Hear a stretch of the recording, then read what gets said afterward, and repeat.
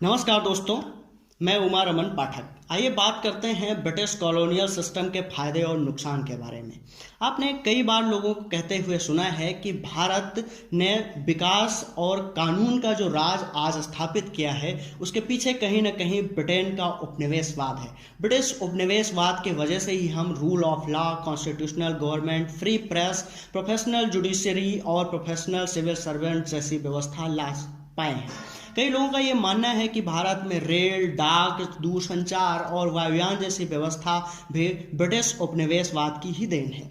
इन सारी बातों में न केवल आम जनता विश्वास रखती है बल्कि बहुत सारे नेता लोग भी इस बात को दबी जुबान स्वीकार करते हैं। 2005 में तत्कालीन भारतीय प्रधानमंत्री डॉक्टर मनमोहन सिंह ब्रिटेन की ऑक्सफोर्ड यूनिवर्सिटी की यात्रा पर थे। वहां पर दिए गए अपने भाषण में उन्होंने कहा कि ब्रिटिश राज की वजह से ही भारत में rule of law, constitutional government, free press, police और आर्मी का जो स्ट्रक्चर है वो प्रोफेशनल सिविल सर्वेंट्स, जुडिशरी और इंग्लिश लैंग्वेज आ सकी है।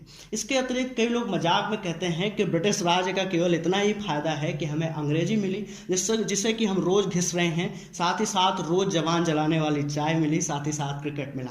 इन सबसे इतर कई ऐसे लोग भी आपको मिलेंगे जिनका ये मानना है कि ब्रिटेन ने हमें कुछ नहीं दिया बल्कि हमें ड्रेन या शोषित या बर्बाद करने में अहम भूमिका निभाई है। आपको बहुत सारे ऐसे लोग मिलेंगे जो ये कहते हैं कि जो कुछ भी ब्रिटेन ने हमें दिया उसकी बहुत बड़ी कीमत हमने चुकाई है। इसमें एक बड़ा नाम है डॉक्टर शशि थरूर का, जो कि कांग्रेस से ही त्रिवेंद्रम के सांसद हैं। उन्हीं की ही एक पुस्तक अभी हाल में रिलीज हुई है, the era of darkness. The era of darkness के हवाले से तथा साथ ही साथ अपने रिसर्च के हवाले से हम आपको कुछ बातें यहाँ पे बताने जा रहे हैं कि ब्रिटेन साम्राज्यवाद ने हमें जो कुछ भी दिया उसमें उनका कितना फायदा था और हमारा कितना फायदा था। ब्रिटेन के साम्राज्यवाद ने हमारा कितना कुछ छीन लिया, ये बात भी हम यहाँ पर समझते हैं। सबसे पहले हम बात करते हैं आर्थिक स्ट्रक्चर पर और आर्थिक दोहन पर। बहुत पहले दादा भाई नौरोजी वाचा ने एक सिद्धांत दिया था जिसे बोलते हैं धन निकासी का सिद्धांत। उस सिद्धांत में कहा गया था कि भारत से बहुत बड़ी मात्रा में धन की निकासी ब्रिटेन कर रहा है, जिसकी वजह से भारत लगातार बर्बाद हो जा रहा है। ब्रिटिश राइटर विलियम डिग्बी की माने तो 19वीं सेंचुरी में लगभग 4.2 billion pound per year Britain साम्राज्य भारत से खींच रहा था। इतना पैसा हर साल भारत से ब्रिटेन को भेजा जा रहा था। 17वीं और 18वीं सदी की बात करें तो लगभग 18 मिलियन पाउंड पर ईयर के हिसाब से ब्रिटेन का साम्राज्य भारत से अपने देश को भेज रहा था। सोचिए, इतनी बड़ी रकम, इतनी बड़ी धनराशि भारत से निकाली जा रही थी। और भी कुछ फैक्ट्स पर बात करते हैं। अगर हम बात करें 17वीं सदी की, जब ब्रिटेन के व्यापारी भारत में व्यापार करने आए, उस समय भारत की आर्थिक भागीदारी विश्व की आर्थिक भागीदारी की 27% थी। 27% भारत की भागीदारी थी विश्व की अर्थव्यवस्था में। और उस समय ब्रिटेन था मात्र 1.8% पर। लेकिन 100 साल बीतने के बाद 18वीं सदी में भारत की भागीदारी 23% हो गई, जबकि ब्रिटेन की भागीदारी बढ़कर 5% हो गई। लेकिन जब 15 अगस्त 1947 को ब्रिटिश का साम्राज्य भारत को छोड़कर जा रहा था, उस समय भारत की भागीदारी विश्व की अर्थव्यवस्था में 27 से घटकर 3% आ चुकी थी और 1.8 वाला ब्रिटेन इस समय 10% भागीदारी रखने वाला देश बन चुका था। सोचिए किस तरह से भारत से पैसे को खींचा गया होगा, किस तरह से भारत को ड्रेन किया गया होगा, भारत के नेशनल रिसोर्सेस को किस तरह से ड्रेन किया गया होगा। इंडियन टेक्सटाइल इंडस्ट्री को पूरी तरह से बर्बाद करने में ब्रिटेन की और ब्रिटिश साम्राज्य की मिलों का हाथ था। भारत में स्टील विनिर्माण उद्योग को पूरी तरह से ब्रिटेन के उद्योगों से बर्बाद करा गया। एग्रीकल्चर इंडस्ट्री में निगेटिव ट्रांसफॉर्मेशन किए गए, क्योंकि भारत का जो पूरा का पूरा स्ट्रक्चर था वो एग्रीकल्चर और गाँव पर डिपेंडेंट था, इसीलिए पूरी की पूरी एग्रीकल्चर को ब्रिटेन ने तबाह कर दिया। अगर हम बात करें अमेरिकी इतिहासकार और दर्शन शास्त्री बिल डुरंट की, तो बिल डुरंट ने 1930 में कहा कि ब्रिटिश साम्राज्य द्वारा भारत के साथ जो शोषण और लूट का अत्याचार है वो इतिहास में सबसे बड़ा अपराध है। इस तरह से आप समझ सकते हैं कि किस तरह से भारत का आर्थिक दोहन किया गया। न केवल भारत का आर्थिक दोहन किया गया बल्कि कई तरह से दोहन किया गया। अगर हम बात करें 17वीं सदी के शुरुआत में, तो बंगाल के गवर्नर वारेन हेस्टिंग को ब्रिटेन से एक चिट्ठी लिखी गई। उनसे कहा गया कि भारत भारत से इतना पैसा खींचो जिससे ब्रिटिश की जो कॉलोनी है अफ्रीका में उसका भी खर्चा चलाया जा सके। भारत में रूरल पॉवर्टी क्रिएशन में भी ब्रिटेन का बहुत बड़ा योगदान है, क्योंकि उन्होंने इंडस्ट्रीज में मोनोपोली स्थापित की, भारतीय कृषि व्यवस्था को पूरी तरह से तबाह और बर्बाद किया। यही नहीं, भारत की अर्थव्यवस्था को ही उन लोगों ने नहीं बर्बाद किया बल्कि और तरह से भी भारत को नुकसान पहुंचाया। अगर बात करें 19वीं सेंचुरी के एंड में, तो ब्रिटिश जो है उसका सबसे बिगेस्ट रिसोर्स और रेवेन्यू कलेक्शन का वो भारत होता था। भारत से ही सबसे ज़्यादा रेवेन्यू कलेक्ट करता था ब्रिटेन। ये जो ब्रिटेन की सिविल सर्विसेज थी और उनके सिविल सर्वेंट्स थे जो इतनी मोटी तनख्वाह उठाते थे, वो किस बल पे उठाते थे? वो भारत से ही उनका पेमेंट दिया जाता था और भारत से ही उनका खर्चा जो है पूरा किया जाता था। अगर हम बात अर्थव्यवस्था से इतर करें तो ब्रिटेन ने एक बर्बर और आतंकपूर्ण राज भी भारत में स्थापित किया। ब्रिटिश साम्राज्य के 250 सालों की अगर बात करें तो इसमें 35 मिलियन लोगों की हत्या या मृत्यु हुई। 35 मिलियन भारतीयों को अकाल मौत के गाल में समा दिया गया। 35 मिलियन लोग या तो जलियांवाला बाग जैसे जघन्यतम हत्याओं कांडों में मारे गए, या तोपों के सामने बांध के उड़ा दिए गए, या नेशनल रिवोल्ट का हिस्सा बनकर मार दिए गए, या फिर महामारियों में मारे गए। अगर आप कहेंगे कि महामारियों में तो वर्तमान में भी लोग मर रहे हैं, फिर ब्रिटेन साम्राज्य को ही दोषी क्यों मानना? तो इसके लिए हमें समझना होगा कि ब्रिटेन साम्राज्य ने 1921 में जब देश में बहुत बड़ी महामारी फैली, उसके बावजूद कर व्यवस्था में कोई रियायत नहीं दी, लोगों को कोई भी फायदा पहुंचाने की कोशिश नहीं की।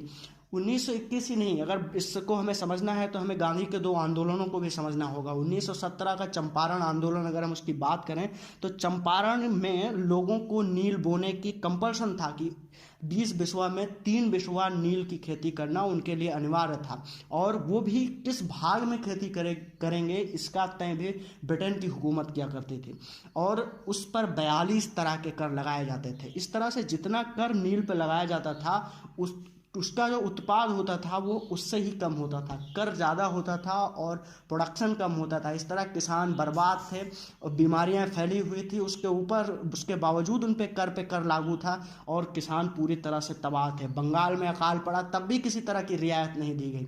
अगर हम बात करें अहमदाबाद में गांधी की खेड़ा सत्याग्रह की, वो सत्याग्रह ही इसीलिए हुआ था क्योंकि अकाल से पीड़ित प्रजा लगातार कर में छूट मांग रही थी, भूखी मर रही थी, लेकिन ब्रिटेन का साम्राज्य झुकने को तैयार नहीं था। फिर गांधी और गांधी ने उसके लिए सत्याग्रह किया, जैसे 1918 में खेड़ा सत्याग्रह के नाम से जानते हैं। तो इस तरह से ब्रिटेन साम्राज्य जो है 35 मिलियन लोगों का हत्यारा भी है। अगर बात करें दुनिया के 2 मशहूर तानाशाहों की, जिनमें रूस के स्टालिन की बात करें तो उनके माथे पर 45 मिलियन लोगों की हत्या का अपराध है, जबकि चीन के माओ के माथे पर 15 मिलियन लोगों की हत्या का अपराध है। लेकिन ब्रिटिश साम्राज्य के माथे पर 35 मिलियन भारतीयों की हत्या का अपराध सीधे सीधे बनता है। ब्रिटिश हुकूमत ने किसी भी तानाशाह से ज़्यादा अत्याचार भारत में किए हैं, उसके बावजूद ब्रिटिश साम्राज्य को हम कहीं से भी और इसके लिए उत्तराधिकारी नहीं मानते। हमें लगता है कि ब्रिटेन साम्राज्य हमारी उन्नति का कारण है, रूल ऑफ लॉ का कारण है। अगर हम बात करें रेलवे के बारे में, अगर हमें ये सोचें कि पर्पज ऑफ रेलवे क्या था ब्रिटेन साम्राज्य का,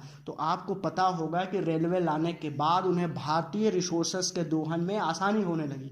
अब पुणे से सामान लाद के कलकत्ता के हुगली बंदरगाह उतारा जाता था और उसके बाद उसे पानी की जहाज़ों में लाद कर लंदन भेज दिया जाता था। इसलिए भारतीय रिसोर्सेस का दोहन और स्थानांतरण करने के लिए, लेबर को मूव कराने के लिए रेलवे उनके लिए ज़्यादा फायदेमंद हुई रिस्पेक्टिवली टू भारतीयों के लिए।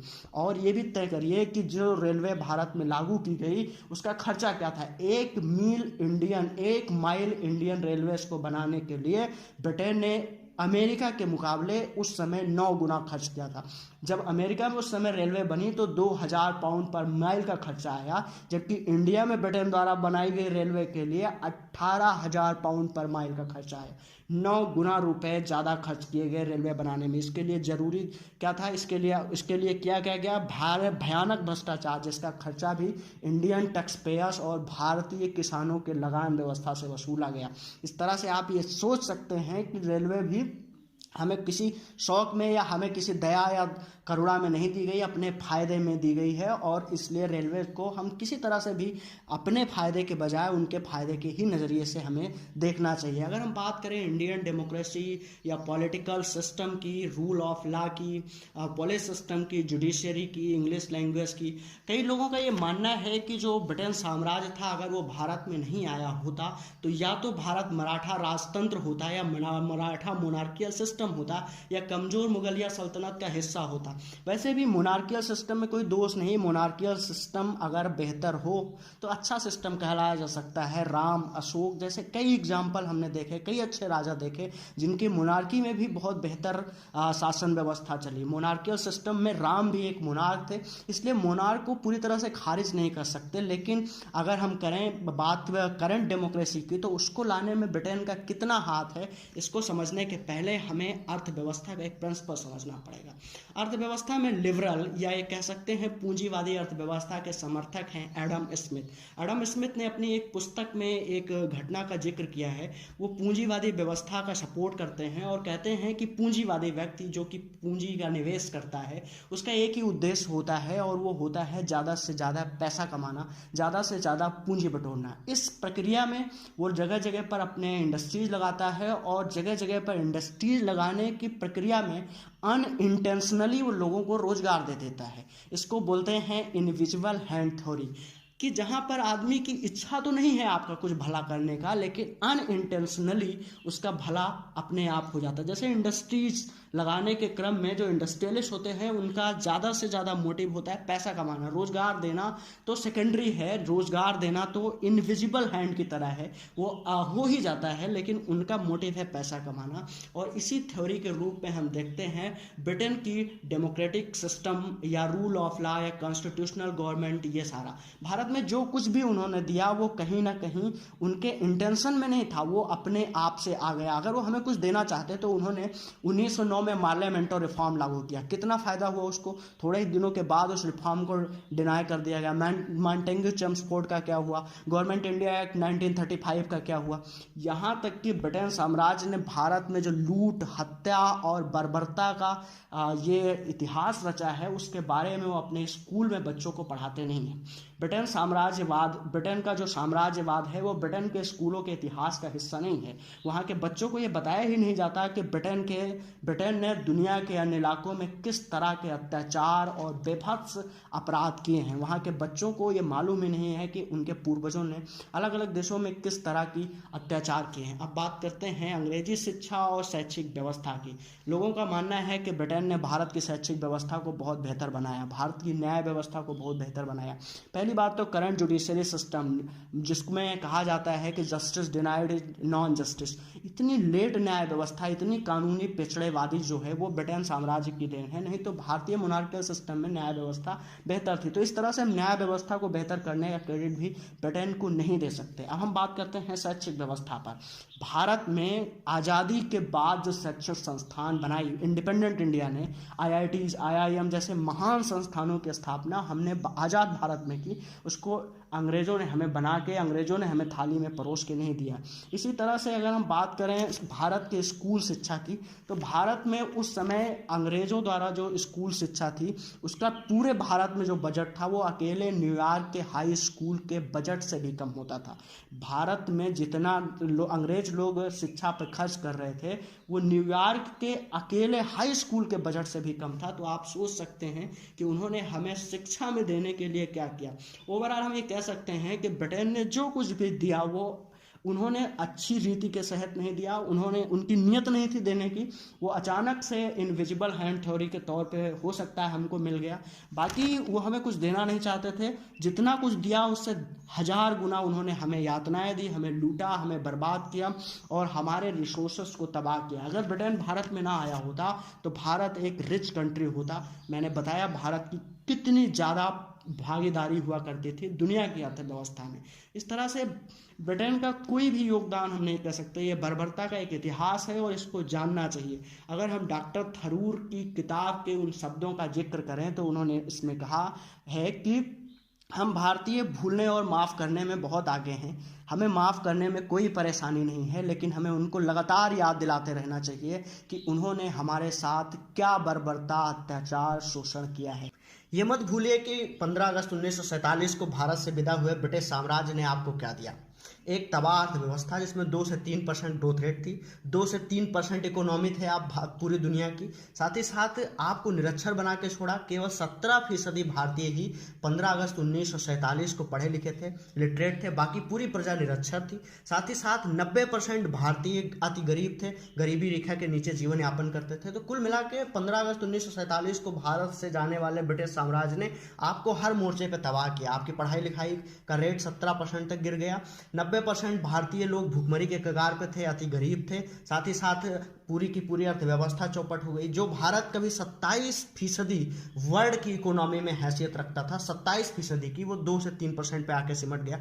तो आपको याद रखना होगा ब्रिटेन का ये शोषण और दोहन। आप ब्रिटिश साम्राज्य के समर्थक हो सकते हैं, लेकिन साथ ही साथ आपको ये भी याद रखना होगा कि किस कीमत पर आपको ये डेमोक्रेसी उन्होंने दी, किस कीमत पर ये रेलवेज दी, किस कीमत पर आपको क्या मिला है। केवल ब्रिटेन के समर्थक होने से ही काम नहीं चलेगा, आपको उन्हें याद दिलाता रहना होगा कि ब्रिटिश साम्राज्य ने किस तरह से भारत को बर्बाद और तबाह किया है। ज़्यादा जानकारी के लिए डॉक्टर थरूर की इस पुस्तक द इरा ऑफ डार्कनेस को आप पढ़ सकते हैं। इसमें विस्तार से बताया गया है कि किस तरह से ब्रिटिश कॉलोनियल सिस्टम ने भारत को बर्बाद किया, भारत की अर्थव्यवस्था बर्बाद की, भारत की जुडिशरी को बर्बाद किया, भारत को हर तरह से नुकसान पहुंचाया। इसको पढ़ने के लिए आप इसे फ्लिपकार्ट से मंगा सकते हैं। 485 रुपये की यह पुस्तक आपको आसानी से मिल जाएगी। इसी के साथ धन्यवाद, नमस्कार, जय हिंद।